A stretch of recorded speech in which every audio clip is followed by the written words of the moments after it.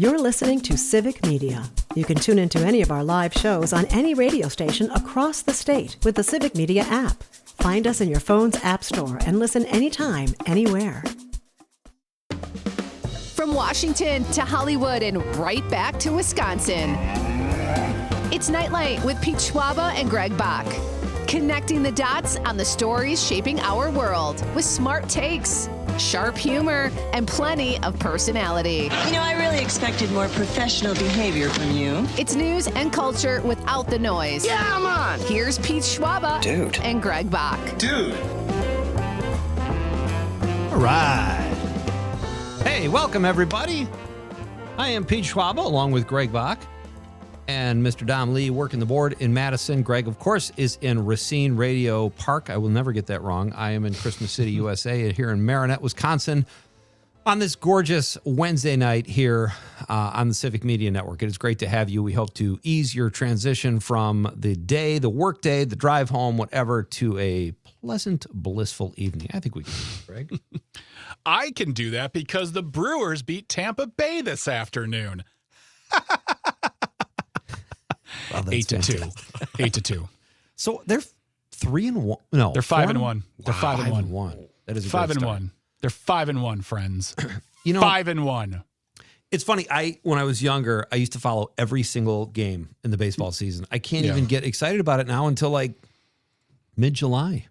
Oh, it's a long season, dude. I went from, okay, so I don't think I've ever told you guys this story, but my baseball journey is interesting because 10 years ago, if you would have said to me, was that a sarcastic transition music thing, Dom? It was. I'm sorry. Felt like it. Okay, well, then I won't tell my story. No. Greg is going to wail on you, dude. Story is dead. The story is dead. And thus a wonderful story about becoming a bit better human.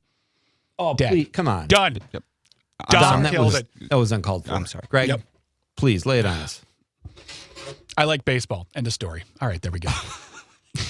Really didn't have the kind of bite I was expecting. Well, it was going to bite. It was going to have a good turn. It was going to have a good. The second act was amazing, but then all of a sudden, Dom comes in with his sarcastic harps. It just felt like it, highfalutin transition music. I don't know what to say. I don't know. Here's what we'll do. And this is what I do at home because I have sarcastic kids, and we're all kind of like try to be funny, and sometimes somebody's feelings get hurt, and we wait a minute, and then we want to tell the story because I would like to hear the story. So do you my feelings aren't hurt. I have no feelings. No, I do. I totally have feelings. There's a lot of them. There's a lot. No, just 10 years ago, if you would have asked me if I wanted to go to a baseball game, I would have said, do you even know me? And I would have laughed in your face. Really? Yeah, I didn't like baseball for reasons. I can get into that to another time. We don't have the time to get into that story. But yeah, just didn't really enjoy baseball. It's a whole thing. But point is, 10 years later, I am now the guy who the moment the World Series is over, I'm like countdown to pitchers and catchers reporting. Like wow. I am like, for me, and Dom, you'll know this as a White Sox fan, and Pete, you will know this as a Cubs fan. You live with a certain amount of excitement during the season, but you're always in some level of anxiety because it's, I don't follow the Dodgers or the Yankees, and I'm not used to tons of rings and championship trophies. So for me, it's always like right now we're 5-1, but there's that part of that Brewers fan mentality that says, when is it all going to end? So.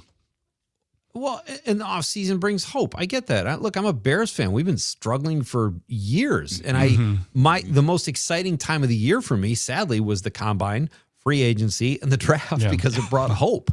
And I totally get that, but not that the Brewers are there. They're a great team. But yeah, it's no, I totally get that. That's awesome. Hey, we've got a cool thing we have to talk about here before we get to our news stories, and that is the first ever. We have so much going on, so much happening. That's true.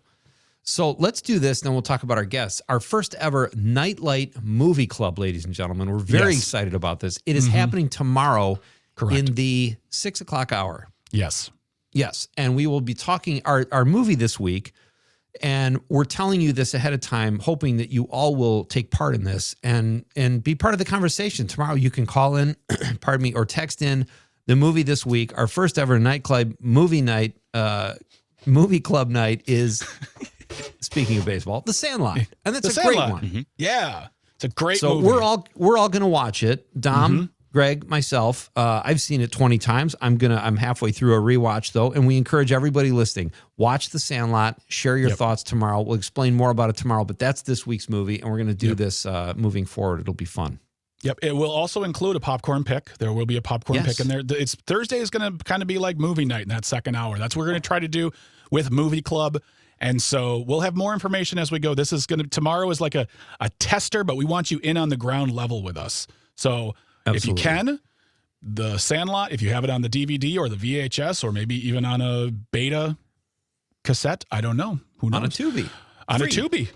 Or find it on the Disney Plus. It's there to watch as well. So watch it. And then tomorrow, join us, as Pete says, join us and let us know your thoughts. I'm very much looking forward to this. I love that movie so much. Me too. I can't wait. It's a great first movie for us to kick things off with. But we have a great show tonight, Greg. We've got Anisha Stephen will be here at 5:35. And Anisha is a nationally recognized expert in domestic tax policy and economic policy and mission-driven investing. And here's how desperately I want to talk to her. I don't even know what mission-driven investing is. So I'm very excited to talk to Anisha. Tax season is right around the corner, so she is the perfect. Well, it is tax season. She's the perfect guest to have on just as our taxes are due in a couple of weeks. Their title is former senior policy advisor at the Treasury and fellow at the Roosevelt Institute. It's like, okay, well, I'll just sit here and you talk to me. Exactly. They have a very impressive resume. So they will join us over the stream to talk taxes at 5:35. And then in the second hour, one of our Nightlight besties, Sherry Stoko, will be here. She is a nutritionist and a dietitian and the founder of Wayless MD and Wellness outside Milwaukee. We're going to talk a little bit, Greg, about GLPs. They're all the rage now for weight loss and diabetes. Sherry's got all the answers. And they were all the rage for diabetes. Then they became a weight loss thing. People are like, hey, I need my diabetes medication, please. Wink, wink. So, yeah, I'm very much looking forward to this conversation because if you know me, you know that weight loss, weight struggle, weight loss journeys, things of that nature is something I'm very much invested in. I've done a lot of work and research in this for myself. I had a podcast for a while that dealt with this stuff. Oh, really? And so, yeah. And so I really could, again, another topic I could talk about for hours, and I can't wait to listen to Sherry explain, especially when it comes to things like these GLPs and also just keeping a nutritious diet, because I think that's very, very hard in today's day and age, both with every kind of ingredient our food is stuffed with, but also the fact that food is just more expensive. And so people see it as, well, I can't eat healthy because that's expensive. Well, you're expensive. We'll talk about more later. Again, I could literally spend the entire show talking about this topic. So Sherry is going to be a great discussion. She's She's great. Very informative. Lots of fun. And, having said all that, why don't we get to our Nightlight question of the night, Tom? Let's talk about the question. Okay, question. Question. Pregunta. Question. Question. Hey, I have a question. Questions? This question. Domanda. Question. Question. Questions. What athlete has the coolest name? What athlete has the coolest name? And boy, howdy, have people given us some interesting ones so far. Yeah, not necessarily the most phallic name. I think there was a misconception when the question went out on social media earlier, but those are fun too. We'll read those. But, there's a lot of cool names. And I'm going to give people an example now just so they know. My favorite, not favorite, it's just, I always thought it was a cool name. There was a safety who played for the Patriots, and his name was Lawyer Malloy. It just rolls off the tongue. Lawyer Malloy. I love that name. Lawyer Malloy. Boy, your parents named you for something, and you did not deliver. He did not deliver, but I think he did okay. 15 years in the NFL. He's probably got a few headaches these days, but probably did very well for himself. So anyway, join the fun. 855-752-4842, 855-75-CIVIC. Let us know what your favorite pro athlete or just athlete name is. And if you want to go dirty within reason, we can read that. But if you want to be serious, there's some great names out there. And sometimes you have a name, Greg, I think you have to go into pro sports. Absolutely. And we'll know if you guys are referencing that Key and Peele sketch. So we'll know exactly if that's the case. Exactly. Yeah, so like Le Carpatron Duke Marriott. I love that name so much. It's one of the funniest ones ever. So, but we'll talk more about that in the second hour. Let us know your thoughts. And don't forget, you can also download the Civic Media app. You can text, call, you can leave a voice message, and you don't even have to like us to leave a voice message. I know that. I have messages that say, Greg, I don't like you. So, yeah. I tried to use a fake voice. I'm sorry. I just, it was one of those days. I knew it was you immediately. Dom was bad-mouthing you. I could hear like, welcome to Christmasville in the background. So I was like, oh, it's Pete. That's me. So yeah, do that. Get the Civic Media app. You can listen to shows live, whether it's talk or music. You can do that all with the Civic Media app. Get your news. It's great. Download it today. Plus, when we have text to win contests like we just did last week, you can be a part of that. So be part of the club. Be cool. Get the Civic Media app. Be part of the show. Absolutely. So I think without further ado, we've got a lot of fun stuff to talk about here in the next few minutes. So fun. I think we should get to our three big things, Dom. Wonderful. The first big story. So the Supreme Court is hearing oral arguments on whether or not birthright citizenship should be a thing. This is following President Trump's executive order to limit birthright citizenship in the future, which stipulates that babies born in the United States to undocumented immigrants and some temporary foreign residents will no longer be granted citizenship automatically. Isn't that convenient, Pete? It is, especially when I'm pretty sure his son Barron would qualify as a birthright citizen. So would Marco Rubio. His parents were not citizens when he was born.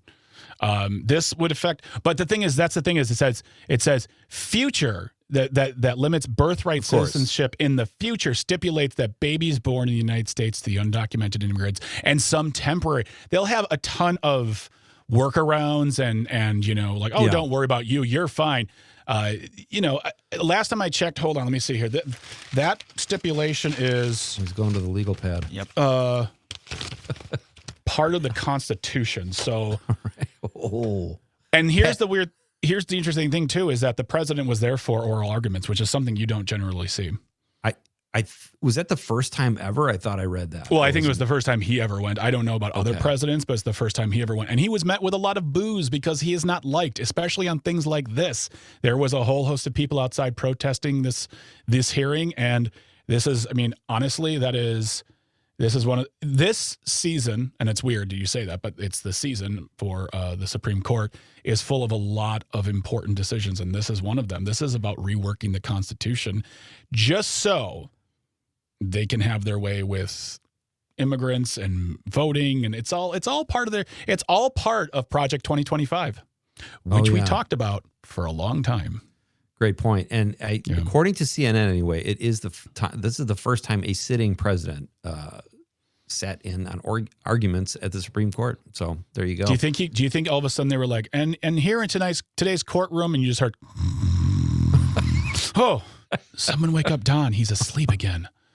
It'll be interesting. I guess they'll have a decision by end of June, I think they were saying. So that will be interesting to watch. It did say here on ABC News, it said a majority of justices, that's hard to say, a majority of justices appeared skeptical of his administration's bid to end birthright citizenship during arguments in the landmark case on today. So, they can kind of call where it's going to go based on their questions, but we'll see what happens in June. At the very least, there's some pushback now from certain justices, Roberts and Barrett and Gorish. So, we'll see what happens. But we've got more stories to get to, folks. Our question of the night, what is the best athlete name? We are coming right back. This is the Civic Media Network. I'm Pete Schwaba. He's Greg Bach, and this is Nightlight.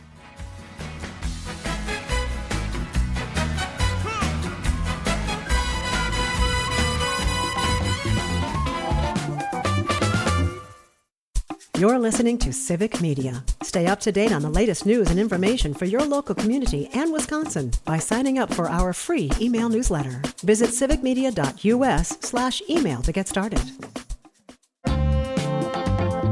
Well done, Dumley. That's wonderful. Little Sinatra as we send yet another spacecraft to the moon. Or so they say. This isn't their first rodeo. Everything should go fine We hope it does, Yep. but we'll keep you posted. This is Nightlight with Pete Schwaba and Greg Bach. I am Pete Schwaba. Sitting downstate from me is Greg Bach, and we have a great show tonight, folks. Our question of the night is, what is your favorite athlete name? Could be a pro athlete, college, whatever. Could be from Key and Peele, like Greg picked. But share with us a really cool athlete name, and we will read it on the radio. That is always fun. Right now, we have to get back to our 3 big stories. Yes. The second big story.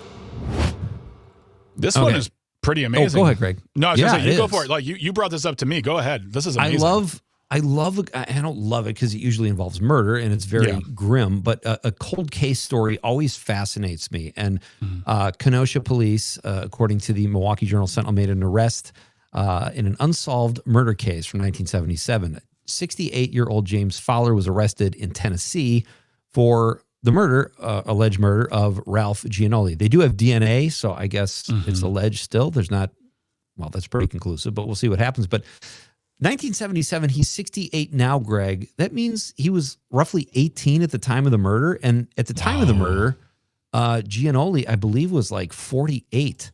So I still don't know what the connection between the two people is, but he was strangled and beaten. Horrible. In Kenosha. In Kenosha. I can only imagine what kind of, like, it's one thing that, like, it probably brings relief to the family, but it also opens up an old wound for the family. So hopefully there's some sort of justice. I mean, again, this man's been arrested. He has, I'm not saying he's guilty. This is all alleged. This is all, whatever legal stuff keeps me from getting sued. But Right. I'm sure we'll find out more. This is where my brain goes. I'm sure there will be a podcast devoted to this story. Someone will put it out there. Of course. A cold case of we love ourselves some murder. But it will be interesting to see where this goes. But as we all know, the statutes of limitation do not apply to murder. And this gentleman, what was his name again? James Fowler. I mean, Fowler, yeah. I always wonder. I mean, this is kind of a dark inquiry. But if you commit such a horrendous act back in 77, that was the year I was born. So that was nearly 49 years ago. Oh, wow.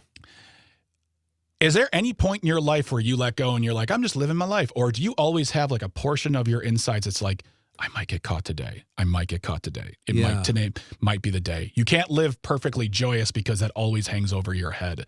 I don't know. Again, we'll see what happens in the next few months with regard to this case. I was thinking the same thing. Like, he's 68. It's been almost 50 years. Yeah. He's got to, at some point, he had to think, I'm in the clear. Yeah. Apparently they found DNA from evidence collected from Gianoli's fingernails many years ago. And there could be more to the story. I mean, an 18-year-old and a guy in his late 40s, that's just, your mind starts to go crazy. I don't know. It'll be interesting. It'll be interesting to see the circumstances. Maybe he says why he did it. I don't know. Right. But yeah, exactly. We'll definitely be finding out more as the months go on. But that's, right here in our backyard, in my backyard, like literally where I live. So very, very interesting story coming out of Kenosha. Really quick update, 8.5 minutes before Artemis 2 launches its mission to go to the moon. So we'll, hopefully have more information for you. It was on hold for a little bit, but let's get to our third story. The third big story. So this is 2 stories jammed into one because it's about ridiculous hypocrisy. And yesterday we discussed the point that a helicopter just flew over Kid Rock's house because that's what happens now. And they were, and from what we were told in the story, the pilots or the people who are piloting the helicopter itself were suspended, got in trouble, got a talking to. And by their superiors, Yep. Pete Hegseth, don't worry. Old Petey's got you covered, stepped in and said, don't worry, exonerated, done, don't worry about it. Had a good time. Because he probably thought that they flew over the real White House, but he doesn't realize that Kid Rock's house looks like the White House, right. But it also has an East Wing, so I'm not positive. It's all wonderful stories coming out of Michigan. So, and the second story is Kristi Noem's husband has got a hobby. Oh, boy. And if you haven't seen already, there were pictures released of Kristi Noem's husband. His name is Brian Noem. And there's pictures of him, allegedly cross-dressing. And He came out today to make a statement, and his statement was, "I will at some point. Today is not the day. I appreciate your heart," he said in a brief message to the New York Times. So he has not said anything. Kristi Noem has not said anything.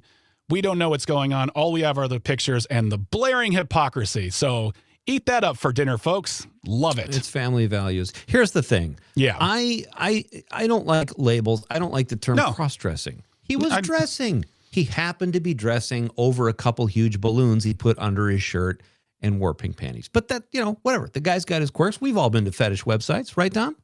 I think Tom put the brakes on that one. April Fools.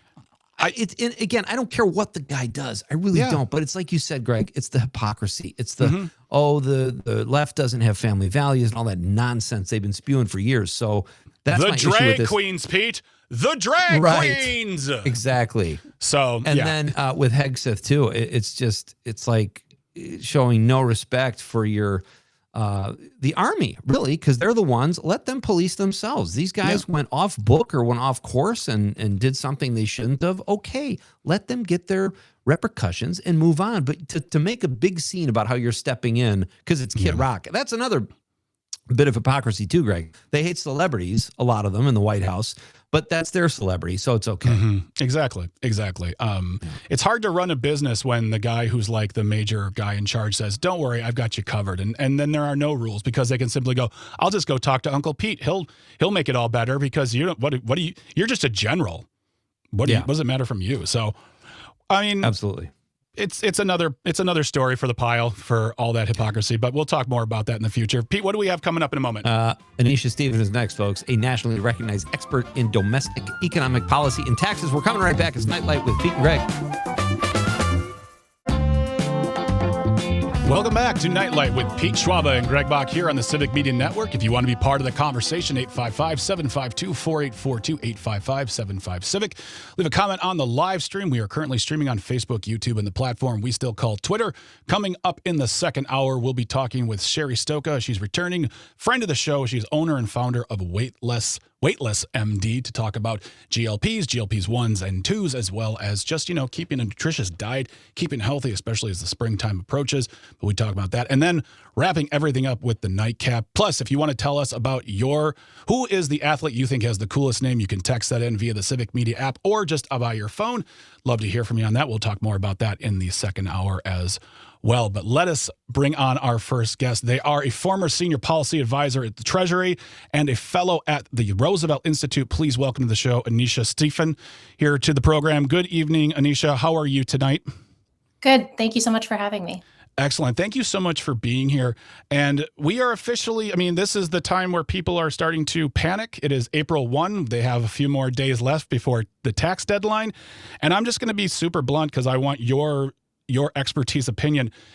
With all of the stressors that come with this time of year for regular folks trying to file taxes and do all the work, how has it been made harder by this current administration as far as just people trying to file their taxes and trying to do it correctly so they make sure they don't get in trouble, get the best return as possible?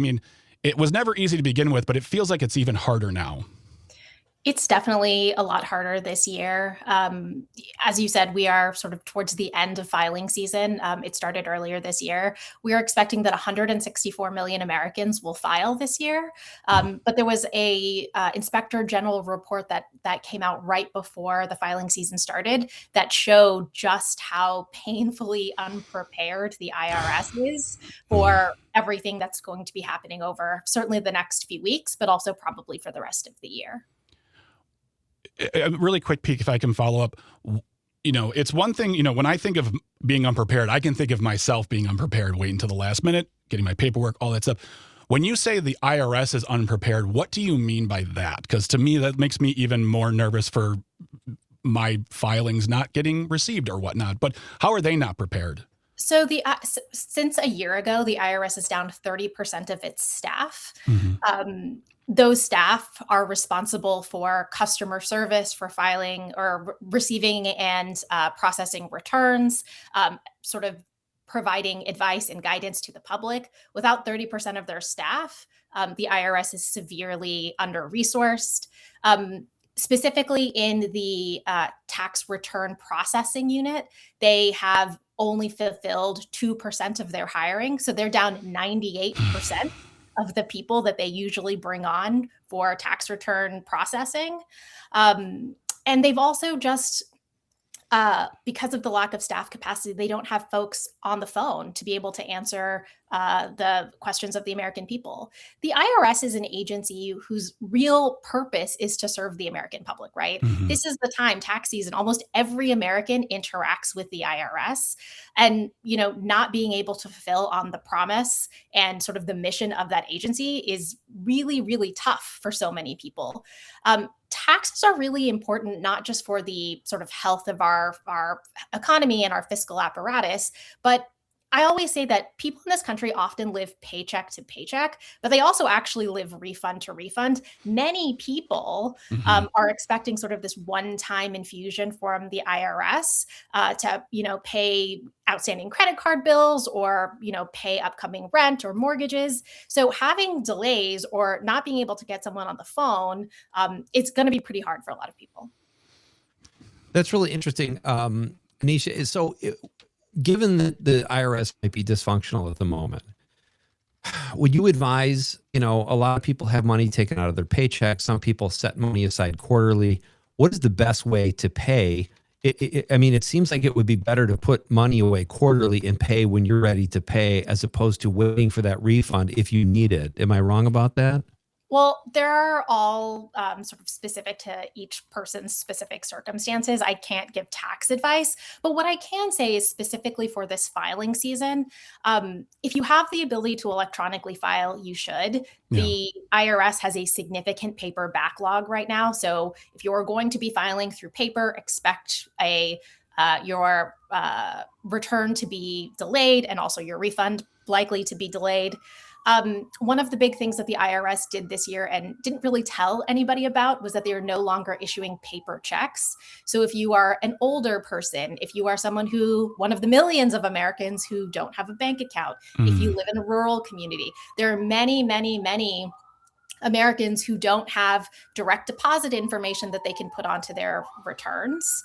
And with all of the challenges going on at the IRS, you really should try to use a tax preparer of some kind who can give you advice around your individual circumstances. The one thing I would flag about that is the tax prep industry is notoriously scammy. So if you are going to pay someone to help you file your taxes or answer tax questions for you, please make sure they're a reputable person and that you are getting sort of a good deal for what you are receiving.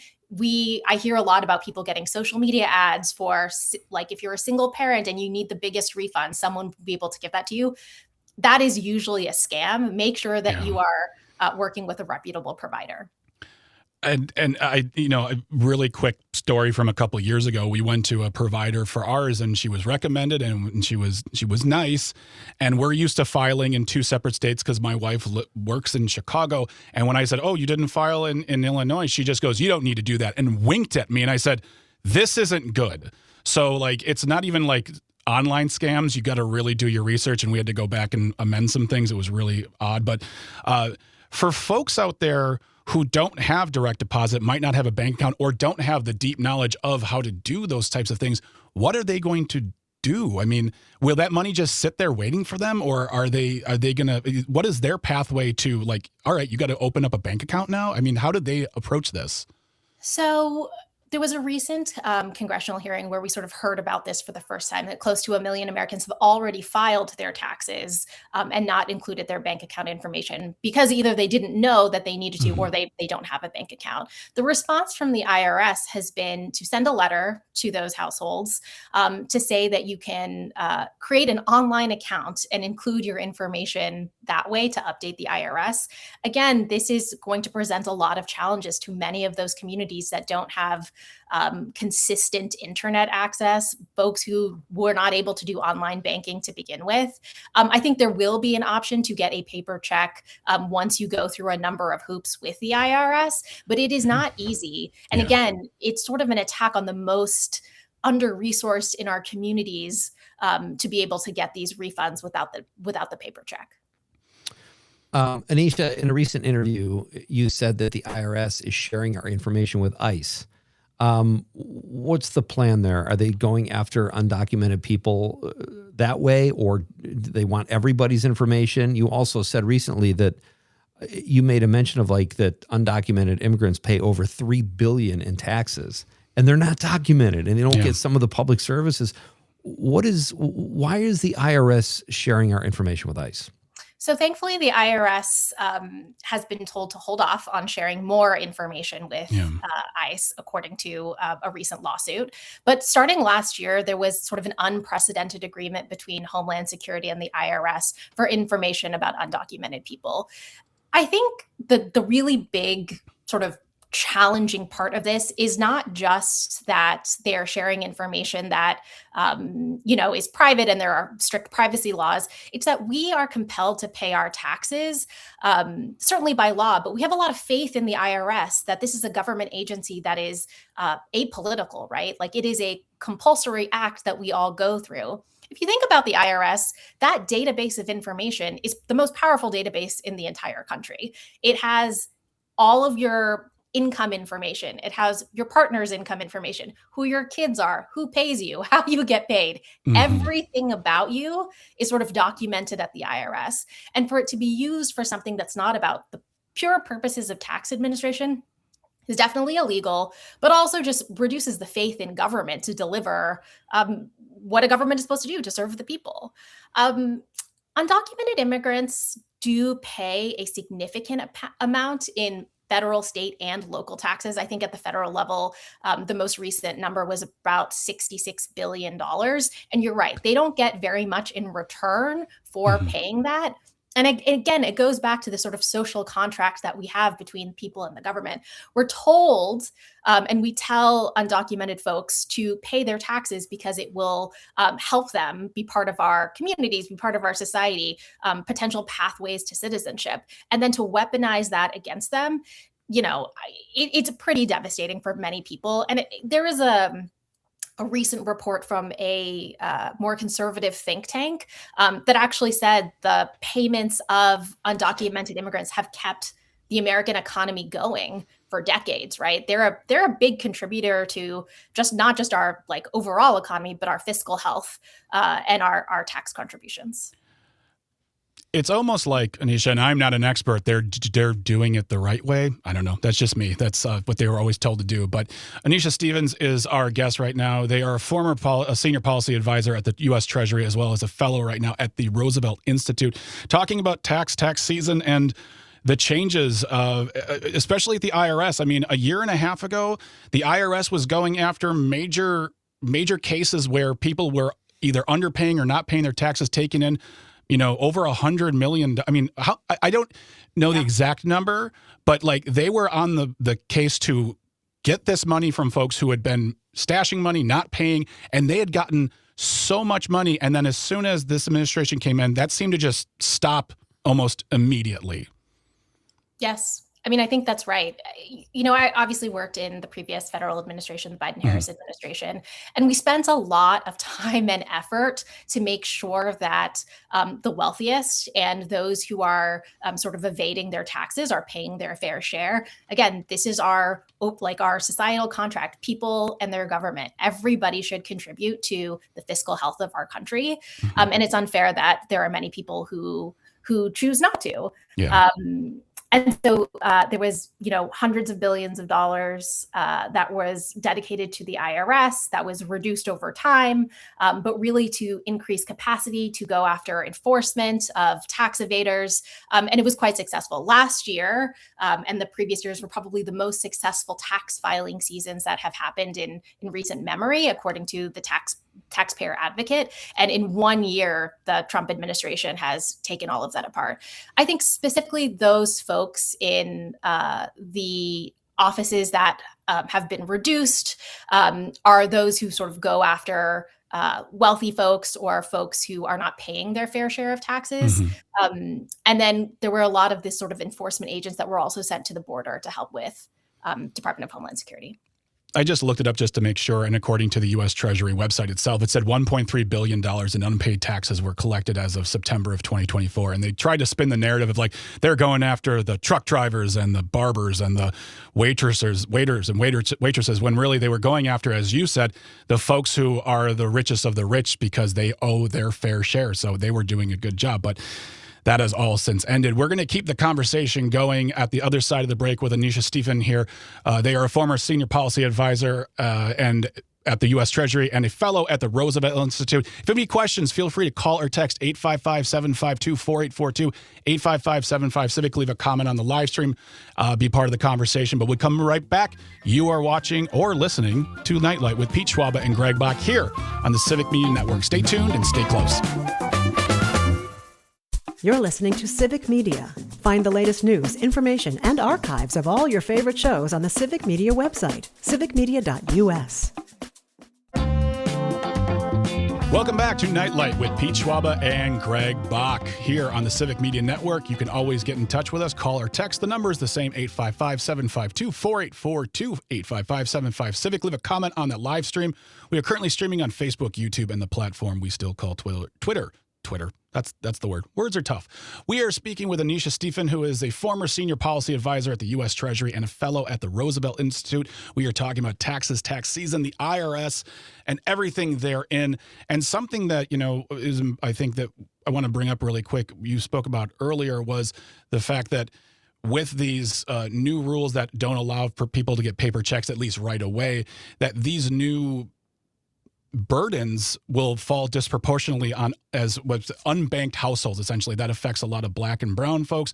It just has its effects on a lot of people who just, I don't want to say targeted, but it just seems like this is what always seems to happen when they take away simplicities and conveniences. It always affects certain groups of individuals in this country, and that's what it seems to be doing with folks who are disproportionately affected by these changes. Is that true? Am I wrong to assume that? Yeah, I think that's right. Again, the millions of Americans that are unbanked are predominantly low-income folks and often Black and brown folks too, but also rural communities, places that just don't have a lot of banking infrastructure, formerly incarcerated folks, people who are experiencing domestic violence. There are often reasons why people sort of need to stay outside of the banking system for various reasons. But, I worked in the federal government. There are many ways you can handle a change like this responsibly, and this administration just didn't do it, right?